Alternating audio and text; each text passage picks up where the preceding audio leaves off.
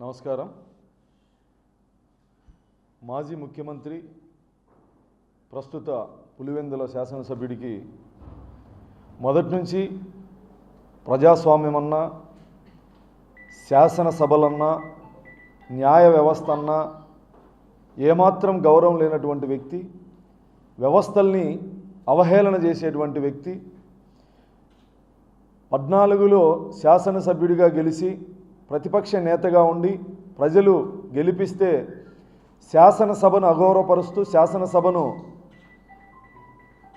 హాజరు కాకుండా తిరస్కరించినటువంటి వ్యక్తి. అధికారంలోకి రాగానే శాసన మండలిని రద్దు చేస్తానని చెప్పి మాట్లాడినటువంటి వ్యక్తి. అంటే శాసనసభ మీద ఎటువంటి గౌరవం లేని వ్యక్తి. సాక్షాత్తు న్యాయమూర్తుల మీద ముఖ్యమంత్రి స్థానంలో ఉండి అవహేళనగా లేఖలు రాసినటువంటి వ్యక్తి. న్యాయస్థానాల మీద గౌరవం లేనటువంటి వ్యక్తి. ప్రజాస్వామ్యం మీద, శాసన సభల మీద, శాసన వ్యవస్థ మీద, న్యాయ వ్యవస్థ మీద ఎటువంటి గౌరవం లేనటువంటి వ్యక్తి. ఈరోజు 5 సంవత్సరాల అతను ముఖ్యమంత్రిగా ఉన్నప్పుడు దాదాపు 1000 మంది హత్యకు గురయ్యారు. దాదాపు బీసీలు 300 మందికి పైగా హత్యకు గురయ్యారు. ఎస్సీలు 200 మందికి పైగా హత్యకు గురయ్యారు. ఎస్టీలు 59-58 మంది హత్యకు గురయ్యారు. మైనార్టీలు 11 మంది హత్యకు గురయ్యారు. జగన్మోహన్ రెడ్డి పరిపాలన దుర్మార్గంగా ప్రజల శాంతి భద్రతలు విఘాతం కలిగించే విధంగా ఒక రకంగా నియంత పాలన కొనసాగింది 5 సంవత్సరాల్లో. సాక్షాత్తు వైఎస్ఆర్ కాంగ్రెస్ పార్టీ శాసనసభ్యులు, శాసన మండలి సభ్యులు, మంత్రులు హత్యలో భాగస్వామ్యమైతే నోరు మెదపనటువంటి వ్యక్తి జగన్మోహన్ రెడ్డి. తన ఎమ్మెల్సీ ఒక డ్రైవర్ని చంపి డోర్ డెలివరీ చేస్తే కనీసం పార్టీ నుంచి కూడా సస్పెండ్ చేయలేనటువంటి వ్యక్తి జగన్మోహన్ రెడ్డి. అతని మీద చర్యలు తీసుకోలేనటువంటి వ్యక్తి జగన్మోహన్ రెడ్డి. మాచర్లలో తన కుటుంబం చూస్తుండగా, ప్రజలు చూస్తుండగా నడి రోడ్డు మీద చంద్రయ్య అనే బీసీ వ్యక్తిని జై జగన్ అను, వదిలేస్తాం లేకపోతే చంపేస్తామని చెప్పి బెదిరిస్తే అతను జై జగన్ అనలేదని చెప్పి నడి రోడ్డు మీద గొంతు కోసినటువంటి దుర్మార్గమైనటువంటి పాలనని కనీసం ఖండించలేనటువంటి వ్యక్తి జగన్మోహన్ రెడ్డి. మాస్క్ అడిగిన పాపానికి ముఖ్యమంత్రిని, కరోనాలో మాస్క్ అడిగిన పాపానికి డాక్టర్ సుధాకర్ని నడి రోడ్డు మీద పోలీసులు బట్టలు ఊడదీసి చిత్రహింసలు గురి చేసి అతని మరణానికి కారణమైతే నోరు మెదపనటువంటి వ్యక్తి జగన్మోహన్ రెడ్డి. ఇసుక అక్రమ రవాణాను ప్రశ్నిస్తే వరప్రసాద్ని వేధించింది. మాస్క్ పెట్టుకోలేదని పోలీసులు చీరాలలో దళిత యువకుని కొట్టి చంపితే నోరు మెదపనటువంటి వ్యక్తి జగన్మోహన్ రెడ్డి. తాడేపల్లికి ఒక 20 కిలోమీటర్ల దూరంలో వెంకటరెడ్డి అనే వైఎస్ఆర్ కాంగ్రెస్ పార్టీ 65 సంవత్సరాల వృద్ధుడు మైనర్ బాలిక మీద అత్యాచారం చేస్తే ఈరోజు వరకు చర్యలు లేవు. తాడేపల్లి తన కొంపకు 1/2 కిలోమీటర్ దూరంలో సీతారాంపురం అనే ఏరియాలో భర్త ముందు భార్యని అత్యాచారం చేస్తే కనీసం ఈరోజు వరకు చర్యలు లేవు. ఎక్కడైతే దిశా చట్టం అమల్లోకి తెస్తానమని చెప్పి జగన్మోహన్ రెడ్డి 32 కోట్ల రూపాయల ప్రచార ఆర్భాటానికి ప్రజాధనాన్ని ఖర్చు పెట్టారో అక్కడ సామూహికంగా వారం రోజులు మైనర్ బాలికను అత్యాచారం చేసి ఇతను ఎక్కడ సభ పెడితే ఆ పోలీస్ స్టేషన్ ముందు ఆ మైనర్ బాలికను విసిరేసిపోతే ఈరోజు వరకు చర్యలు లేవు. సాక్షాత్తు నీ నియోజకవర్గంలో ఒక దళితుని నడి రోడ్డు మీద కొట్టి చంపితే చర్యలు లేవు. ఒక దళిత మహిళను అత్యాచారం చేసి హత్య చేస్తే చర్యలు లేవు. నీ జిల్లాలో డాక్టర్ అచ్చన్న అనే డాక్టర్ని, జిల్లా స్థాయి అధికారిని కిడ్నాప్ చేసి అతి కిరాతకంగా హత్య చేస్తే పోస్ట్ మార్టం చేసిన తర్వాత మాంసపు ముద్దల్ని ఆ కుటుంబానికి అప్పగిస్తే కనీసం నోరు మెదపని నువ్వు, నీ పాలనలో పరదాలు లేకుండా, చెట్లు నరక్కుండా, ప్రజల దగ్గరికి రాని నువ్వు, పైన హెలికాప్టర్లో 20 కిలోమీటర్ల జర్నీ చేస్తే కింద ట్రాఫిక్ని ఆపిన నువ్వు ఈరోజు శాంతి భద్రతల గురించి మాట్లాడుతూ ఉన్నావు. 36 మంది 37 మంది హత్యకు గురయ్యారంటున్నావు. మరి ఆ 35 మంది 34 మంది దగ్గరికి జగన్మోహన్ రెడ్డి ఎందుకు పోలే? అసత్యాన్ని సాక్షిలాగా 1కి 10 సార్లు చెప్తే ప్రజలు నమ్ముతారనుకుంటే అది నీ పొరపాటు. నీకు ప్రజలు తిరస్కరించిన, అసహించుకున్న బహిష్కరించిన ఇంకా సిగ్గు లేకుండా అసలు వైఎస్ఆర్ కాంగ్రెస్ పార్టీ అనేదే శవాల సమాధుల పునాదుల మీద నిర్మించబడ్డ రాజకీయ పార్టీ జగన్మోహన్ రెడ్డి పార్టీ. ఇతనికి శవం కనిపిస్తే రాబందులు ఏ విధంగా అయితే కొట్టుకుంటాయో, శవం కనిపిస్తే అంతకంటే దారుణంగా మనిషినని మర్చిపోయి అసలు వినుగొండలో జరిగినటువంటి హత్య ఏంది? గంజాయి మత్తులో పాత కక్షలతో హత్య గావించబడితే రాజకీయ పార్టీలకు ఏం సంబంధం? అసలు ఈ రాష్ట్రంలో గంజాయి డ్రగ్స్ విచ్చలవిడిగా కిరాణా కొట్టుల్లోనూ టీ కొట్టుల్లోనూ దొరికే విధంగా దుర్మార్గమైనటువంటి పాలన అందించింది జగన్మోహన్ రెడ్డి. స్కూళ్ళల్లో సైతం కాలేజీల్లో సైతం డ్రగ్స్ గంజాయి ఈజీగా దొరికే విధంగా బానిసలు చేసి వ్యాపారం కోసం అక్రమంగా వ్యాపారం కోసం డబ్బులు సంపాదించడం కోసం నువ్వు నీ ఎమ్మెల్యేలు నీ మంత్రులు చేసిన దుర్మార్గమైన పనికి ఈరోజు ప్రజలు బలవుతూ ఉన్నారు. దేశంలో ఎక్కడ డ్రగ్స్ దొరికినా, ఎక్కడ గంజాయి దొరికినా దాని మూలాలు గతంలో ఆంధ్రప్రదేశ్లో ఉండేటివి. అది నీ పరిపాలన. రాష్ట్రపతి పాలన కోరుకుంటాను జగన్మోహన్ రెడ్డి. అధికారం కోల్పోతానే మతి భ్రమించి పిచ్చోడిలా 2 నెలలు గడవక ముందే, 60 రోజులు గడవక ముందే నువ్వు అధికారంలో లేనని చెప్పి మతి భ్రమించి శాంతి భద్రతలకు విఘాతం కలుగుతుంది చంద్రబాబు గారి కాలంలో చంద్రబాబు గారి పరిపాలనలో దాడులు హత్యలు ఎక్కువగా ఉన్నాయి. అది దుర్మార్గ పాలన అంటానవా? ప్రజలు నీ పాలనని గమనించారు, ఈ పాలనని గమనించారు. మీరు చేసినటువంటి దుర్మార్గమైనటువంటి చర్యలకి తెలుగుదేశం ప్రభుత్వం, జనసేన, బీజేపీ కూటమి అధికారంలోకి రాగానే ఖచ్చితంగా మీరు అవమానించబడ్డ వాళ్ళు, బాధింపబడ్డ వాళ్ళు, జైలుకు పంపిన వాళ్ళు, హత్యలు చేసిన వాళ్ళు, తిరుగుబాటు చేయాల్సినటువంటి పరిస్థితులు ఉన్నప్పటికీ చంద్రబాబు గారు సమన్వయం పాటించమని ప్రజలు శిక్షించారు.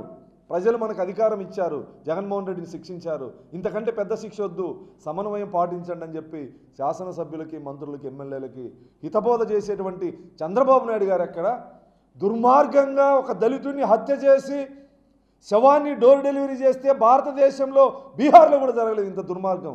వాడిని కూర్చోబెట్టుకొని మీ ఇంట్లో రాజకీయ సమావేశాల్లో పక్కన కూర్చోబెట్టుకునే నువ్వు హత్య నేరాలు, భూ కబ్జాలు, దౌర్జన్యాలు, బెదిరింపులతో రాజకీయ ప్రవేశం చేసిన వైఎస్ఆర్ కుటుంబానికి ఇంతకంటే మార్పు ప్రజలు గమనిస్తారనుకోవడం మా అవివేకం. ఎంత హాస్యాస్పదం. నువ్వు మాట్లాడుతూ ఉన్నావు శాంతి భద్రతల గురించి. ఇన్ని దుర్మార్గాలు జరిగితే, ఇన్ని హత్యలు జరిగితే నీ ప్రభుత్వ పాలనలో ఇంత దుర్మార్గంగా శాంతి భద్రతలకు విఘాతం కల్పిస్తే ఏ రోజైనా శాంతి భద్రతల మీద సమీక్ష చేశావా? ఏ రోజైనా సమీక్ష చేశావా? కొన్ని వేల దాడులు, కొన్ని వేల మంది మహిళల మీద అత్యాచారాలు ఏ రోజైనా సమీక్ష చేశావా? కనీసం ఆ మంత్రితో మాట్లాడావా? కనీసం డీజీపీ గారితో మాట్లాడావా? కనీసం మీడియా ముందుకొచ్చి సానుభూతిని వ్యక్తం చేశావా? ఇది జరగరాని చర్య.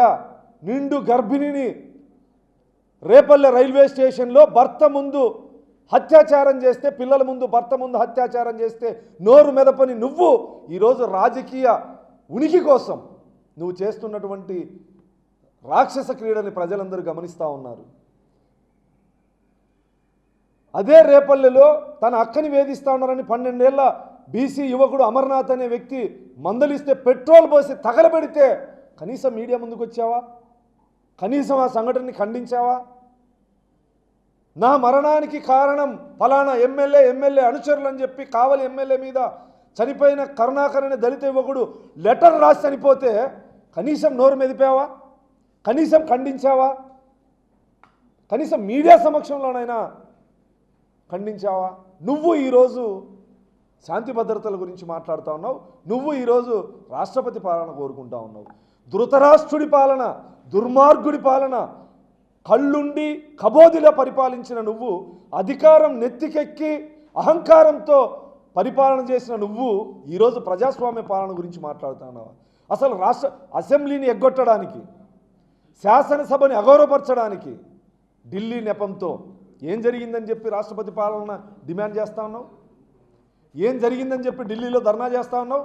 నీ ఇంట్లో నీ బాబాయిని అతి కిరాతకంగా హత్య చేస్తే నువ్వు, నీ కుటుంబం, అవినాష్ రెడ్డి, ఎంపీ అవినాష్ రెడ్డి అందరూ కలిసి పథకం ప్రకారం హత్య చేసి 2019లో ఎన్నికల ముందు నారాసుర రక్త చరిత్ర సిబిఐ ఎంక్వైరీ చేయాలని చెప్పి మాట్లాడిన నువ్వు అధికారంలోకి వస్తానే సిబిఐ ఎంక్వైరీని వద్దని చెప్పి హైకోర్టుకి లేఖ ఎందుకు రాశావు? నీ ఇంట్లో ఎందుకు న్యాయం చేయలేకపోయావు?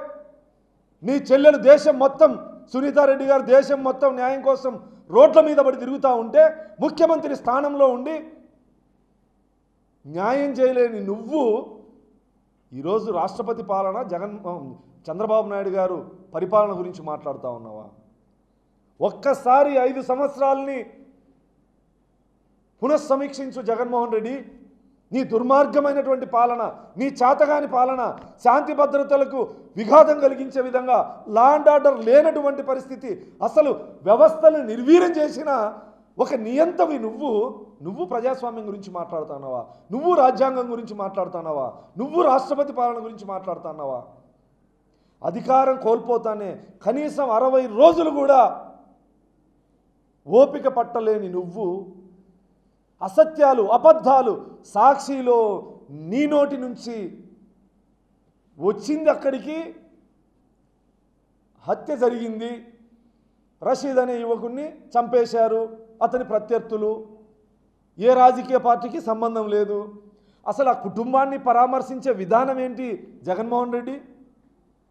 కొడుకుని పోగొట్టుకున్న తల్లి దగ్గర, కుటుంబ సభ్యుని పోగొట్టుకున్న కుటుంబ సభ్యుల దగ్గర ప్రభుత్వ పథకాల గురించి మాట్లాడతావా? అసలు నువ్వు మనిషివేనా అని ఒక అనుమానం వస్తుంది జగన్మోహన్ రెడ్డి. వ్యక్తిని కోల్పోయిన కుటుంబం దగ్గర, చనిపోయిన కుటుంబం దగ్గర రాజకీయాలు మాట్లాడుతున్నావంటే నువ్వు మనిషివేనా అని చెప్పి నేను సందర్భంగా ప్రశ్నిస్తా ఉన్నా. ఏ రకంగా ఓదార్పునిచ్చావు? కనీసం ఆ కుటుంబం, పేద కుటుంబానికి ఏదో చనిపోయాడు, హత్య చేశారు, గంజాయి మత్తులో చేశారు, అది నీ ఎమ్మెల్యే మాట్లాడుతూ ఉన్నారు, అక్కడ మీడియా వాళ్ళు మాట్లాడుతున్నారు, ప్రజలు మాట్లాడుతున్నారు. గతంలో ఉన్న పాత కక్షల నేపథ్యంలోనే గొడవ జరిగింది, హత్య గావించబడ్డాడు రషీద్ అనే యువకుడు అని చెప్పేసి అక్కడ ఉన్న వాళ్ళు మాట్లాడతారు. నీ మాజీ ఎమ్మెల్యే కూడా మాట్లాడుతున్నాడు. అయినా నీకు శవం కావాలి, నీకు రాజకీయం చేసుకోవడానికి రాక్షస క్రీడ కోసం ఒక వేదిక కావాలి. ఆ కుటుంబం దగ్గరికి పోయావు, కనీసం 10,000 రూపాయలు ఇచ్చావా ఆర్థిక సహాయం ఆ కుటుంబానికి?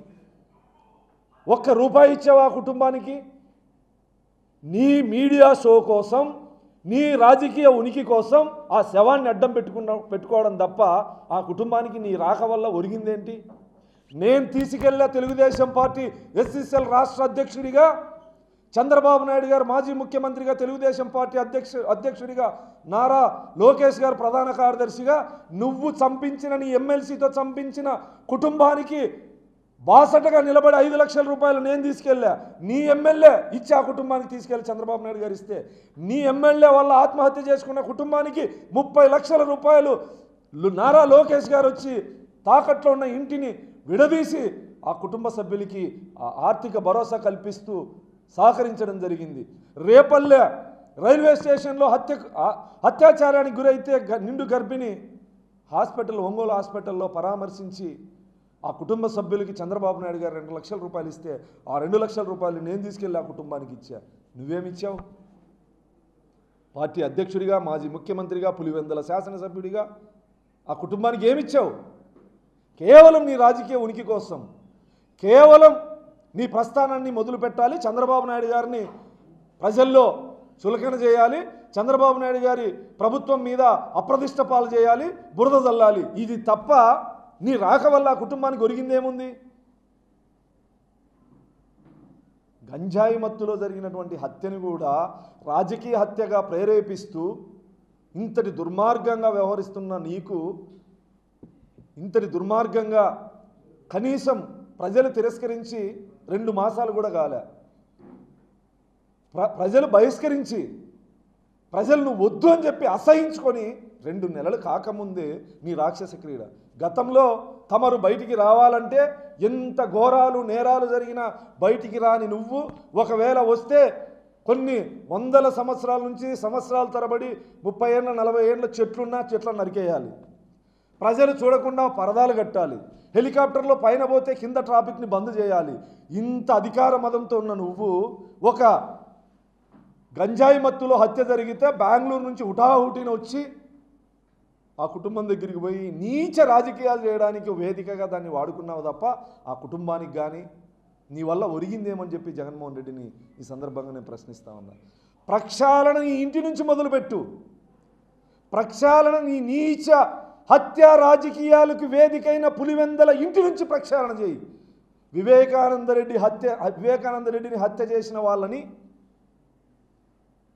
చట్టాన్ని గౌరవించి లొంగిపోయేలా నీ తమ్ముడితో ఎంపీకి రాజీనామా చేసి జైలుకు పంపించు. సిబిఐ స్పష్టంగా చెప్పింది, ఆధారాలతో సహా చెప్పింది. అయినా సిగ్గు లేకుండా ఇంకా నువ్వు ఏదో కొన్ని ఫోటోల్ని చూపిస్తాడు జగన్మోహన్ రెడ్డి. అక్కడ వినుగొండ మాజీ ఎమ్మెల్యే ఇంటి దగ్గర ఫోటోల్ని, వినుగొండ శాసనసభ్యులు జీవి ఆంజనేయులు గారి భార్య ఫంక్షన్లో ఉన్నటువంటి ఫోటోల్ని, వివేకానంద రెడ్డిని హత్య చేసిన వ్యక్తులు, జైల్లో ఉన్న వ్యక్తులు, నీతో సహా, నీ ఎంపీతో సహా, మీ భార్య శ్రీమతి భారతిరెడ్డి గారితో సహా ఫోటోలు అన్నీ పేపర్లలోనే వచ్చినాయి జగన్మోహన్ రెడ్డి. దానికేం సమాధానం చెప్తావు? ఒక రాజకీయ నాయకుడి దగ్గర ఫోటోలు తీసుకుంటే ఆ ఫోటోని మీడియాకు చూపిస్తానవే. జైల్లో ఉన్నవాళ్ళు, బెయిల్పై విడుదలైన వాళ్ళు, ఎంపీ అవినాష్ రెడ్డి గారి దగ్గర, మీ దగ్గర, శ్రీమతి భారతిరెడ్డి గారి దగ్గర, తర్వాత అవినాష్ రెడ్డి తండ్రి దగ్గర ఫోటోలు ఉన్నాయి, వీడియోలు ఉన్నాయి. సాక్షాత్తు సునీతారెడ్డి గారు వాట్సాప్ చాట్ని బయటపెట్టడం జరిగింది. హత్య జరిగినటువంటి సమయంలో అక్కడ హత్య చేసిన వాళ్ళకి ఎంపీ అవినాష్ రెడ్డి గారికి మధ్య జరిగిన సంభాషణల్ని, వాట్సాప్ చాట్లని బహిర్గతం చేస్తే కనీసం మందలించలేని నువ్వు నీ ఎమ్మెల్యేలని మందలించలే, ఎమ్మెల్సీలని మందలించలే. మా మరణానికి కారణం ఎమ్మెల్యే, ఎంపీ, మంత్రులని చెప్పి లేఖలు రాసిపెట్టి చనిపోతే కూడా నోరు మెదపని, సమీక్షించని, కనీసం మీడియాలో సానుభూతి చెప్పని, ఆ సంఘటనని ఖండించని నువ్వు ఈరోజు రాజకీయ ఉనికి కోసం నీ పార్టీలో ఉన్న ఎమ్మెల్యేలు నిన్ను వదిలేసిపోతా ఉన్నారు, ఎంపీలు వదిలేసిపోతా ఉన్నారు, రాజ్యసభ సభ్యులు వదిలేసిపోతా ఉన్నారు. దీన్ని కాపాడుకోవడం కోసం ఢిల్లీలో ధర్నా. దేనికోసం చేస్తావు ఢిల్లీలో ధర్నా? నీ పరిపాలన 5 సంవత్సరాలు ఢిల్లీలో ధర్నా చేయాలి ప్రజలు, బాధితులు. నీ అసమర్థ పాలనలో, నీ ప్రజా వ్యతిరేక పాలనలో రాష్ట్రపతి పాలన అని మాట్లాడడానికి ఏం జరిగిందని చెప్పేసి ఎందుకంత నీ గతంలో మాజీ దివంగత ముఖ్యమంత్రి రాజశేఖర రెడ్డి గారు మరణించిన తర్వాత రోసయ్య గారు ముఖ్యమంత్రిగా ఉంటే జీర్ణించుకోలేకపోతేవి, కిరణ్ కుమార్ రెడ్డి గారు ముఖ్యమంత్రిగా ఉంటే జీర్ణించుకోలేకపోతేవి. అంటే నువ్వు తప్ప ఇంకెవరు ముఖ్యమంత్రిగా ఉండకూడదా? ఈ రాష్ట్రం నీ అబ్బ జాగీరా? ప్రజలు బహిష్కరించినారు నిన్ను, పార్టీలు కాదు. నిండు సభలో మాజీ ముఖ్యమంత్రి గారి కుటుంబం గురించి నీచంగా మాట్లాడితే రాక్షసానందం పొందిన నువ్వు ప్రజాస్వామ్యం గురించి, రాజ్యాంగం గురించి మాట్లాడుతున్నావు అంటే ఇంతకంటే అవివేకం, దయ్యాలు, రాక్షసులు వేదాలు వల్లించిన దానికంటే దారుణం జగన్మోహన్ రెడ్డి నీ నోటి నుంచి ప్రజాస్వామ్యం, రాజ్యాంగం అనే పదాలు రావడం. అసలు వినుగొండ సంఘటన తర్వాత నిన్ను మనిషిగా అనుకునేవాళ్ళు, కనీసం ప్రజలు సైకో అనే పేరు పెట్టారు. అంతకంటే పెద్ద పేరు పెట్టినా కూడా దానికి కూడా అర్హుడివే నువ్వు.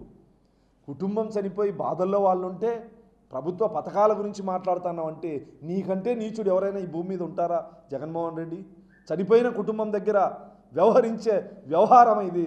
శవాన్ని చూస్తే నవ్వుతావు, వాళ్ళు ఏడుస్తా అంటే నీకు అదేదో మహేష్ బాబు సినిమాలో విలన్ లాగా చనిపోయి మనుషులు ఏడుస్తా అంటే విలన్ వెనక నుంచి రాక్షసానందం పొంది ఆనందాన్ని వ్యక్తపరుస్తూ నవ్వుతూ ఉంటాడు. అంతకంటే సైకోగా తయారైపోయావు జగన్మోహన్ రెడ్డి. పద్ధతి మార్చుకో. ప్రజలు 11 స్థానాలకి పరిమితం చేశారు. అది కూడా లేకుండా రాష్ట్రం నుంచి తరిమి కొట్టించుకునే రోజుల్ని తెచ్చుకోవద్దు జగన్మోహన్ రెడ్డి.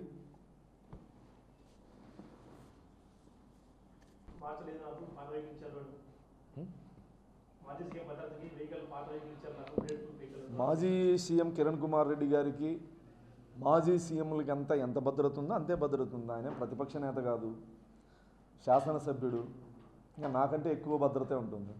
నేను చర్యకు ప్రతి చర్య ఉంటుంది. అయినా చంద్రబాబు నాయుడు గారు ప్రజాస్వామ్యబద్ధంగా, రాజ్యాంగబద్ధంగా ఆయనకి ఏవైతే హక్కులు ఉన్నాయో ఆ హక్కుల్ని హరించేటువంటి వ్యక్తి కాదు చంద్రబాబు నాయుడు గారు. జగన్మోహన్ రెడ్డి లాగా దుర్మార్గంగా వ్యక్తిని హింసించి ఆనందం పొందాలనుకునే వ్యక్తి కాదు. కాబట్టి ఆయన భద్రత కానీ, ఆయన విషయాలు కానీ, ఆయనకి ఏవైతే దక్కల్లో భద్రత విషయంలో అవన్నీ చంద్రబాబు గారు ఖచ్చితంగా సమీక్షిస్తారు, ఆయనకు అవకాశం కల్పిస్తారు.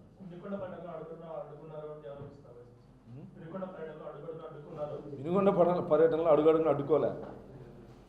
అధికార మదంతో అహంకారంతో జీవో నెంబర్ 1 తెచ్చి అసలు ప్రజాస్వామ్యాన్ని కూని చేసే విధంగా వ్యవహరించిందే జగన్మోహన్ రెడ్డి. అతని పరిపాలన గురించి అతను మర్చిపోయినాడు. అంటే పరిపాలన గమనించినట్లు లేడు జగన్మోహన్ రెడ్డి. జీవో నెంబర్ 1 తెచ్చి అసలు ప్రజా గొంతుకని మీడియాని అణిచివేసినటువంటి దుర్మార్గుడు జగన్మోహన్ రెడ్డి. ఈరోజు ప్రజాస్వామ్యం గురించి మాట్లాడదామని అంతకంటే దారుణం ఏం లేదు.